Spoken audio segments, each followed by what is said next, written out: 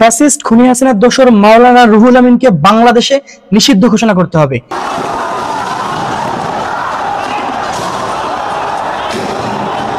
ও শেখ হাসিনার এজেন্ডা বাস্তবায়ন করতেছে বাংলাদেশে। ঘরডাঙ্গা মাদ্রাসা থেকে জোর করে ছাত্রদেরকে নিয়ে গেছে বাইতুল মোকাররমে মারামারি করার জন্য। তার মধ্যে আমার দুজন মামাতো হয়েছিল, ওরা কোনো মতে ওদের জান নিয়ে বেঁচে ফিরছে। ও শেখ হাসিনার এজেন্ডা বাস্তবায়ন করার জন্য মাদ্রাসার ছাত্রদেরকে ব্যবহার করতেছে, ছোট ছোট কচি কাঁচা বাচ্চাদেরকে ব্যবহার করতেছে।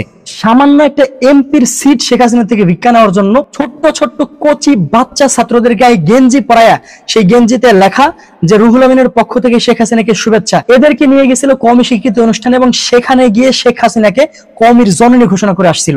নিজের স্বার্থ হাসিলের জন্য দিনের পর দিন ঘরডাঙ্গা মাদ্রাসার ছাত্রদেরকে এই শেখ হাসিনার দোসর ব্যবহার করে যাচ্ছে। আজকে বাইতুল মোকাররমে যে নেক্কারজনক ঘটনা এই ব্যক্তি ঘটিয়েছে, এটা বাংলাদেশের মানুষ মাফ করবে না। এটা ইসলামের জন্য একটা কলঙ্কিত অধ্যায় হয়ে থাকবে। দেশের জাতীয় মসজিদে মুসল্লিরা নিজেদের মধ্যে ভিতরে মারামারি করতেছে। এই রুহুল আমিন চায় যে শেখ হাসিনা দেশে আবার আসুক, আবার দেশের ক্ষমতায় ফিরুক।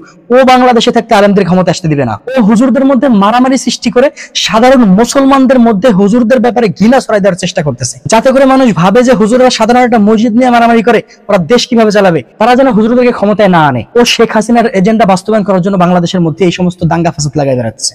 আমি বিনয়ের সাথে আমাদের দেশের ধর্ম উপদেষ্টা আফামা খালিদ হোসেন স্যারের কাছে আবেদন করতে চাই, এই লোককে বাংলাদেশে নিষিদ্ধ ঘোষণা করতে হবে। গহরডাঙ্গা মাদ্রাসাকেও আওয়ামী লীগের দোসর মুক্ত করতে হবে, এটা অতি দ্রুত করতে হবে।